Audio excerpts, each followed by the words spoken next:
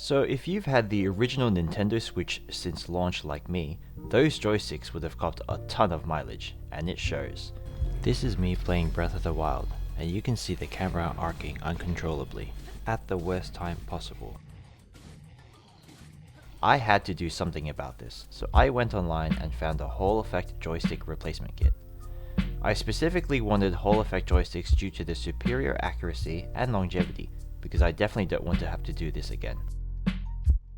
First, remove the Joy-Con from the Nintendo Switch console.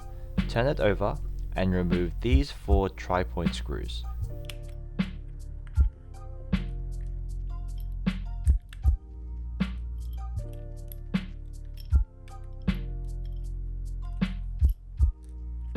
Next, grab the included pick tool and insert it at the bottom edge of the controller. Here you need to start prying and slightly twisting to separate the controller shell. Once you've got it loose, you'll need to hold the Joy-Con in your hand with the rail facing you and gently open it up like a book. There are 2 ribbon cables still attached, so keep the shells close by.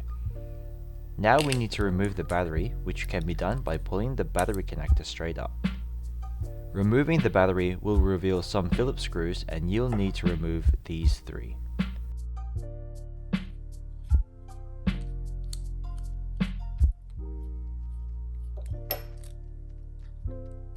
The mid-frame holding the battery can be removed, but there is still a ribbon cable connected. I used tweezers to flip up the black tab holding the ribbon cable and used my fingers to rock the cable out of there. Right next to the connector is another one holding the cable for the minus button. Remove that using the same method.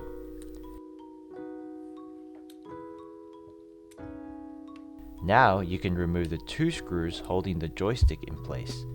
Flip up the connector ribbon and remove the joystick. I found it easier to push the joystick out from behind. Here's a quick comparison of the joystick on the left versus the new Hall Effect on the right.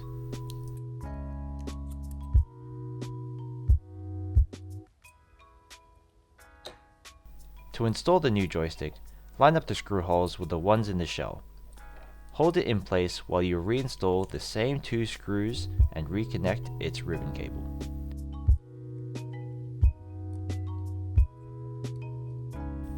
Reconnect the minus button cable and the ZL cable as well.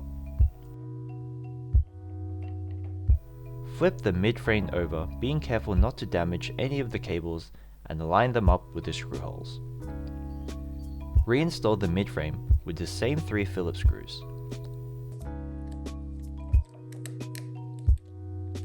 Reconnect the battery by pushing the connector straight down onto the socket. A good way to check to see if you've installed it properly is to press any button and check if it lights up.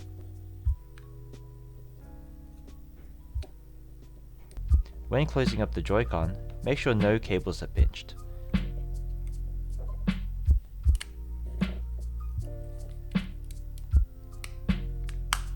Once it has been closed, reinstall the 4 tri-point screws and you're ready to test out your controller.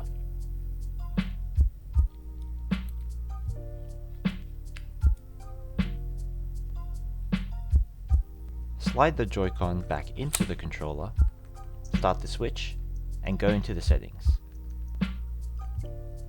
Scroll down to Test Input Devices and Test Controller Buttons.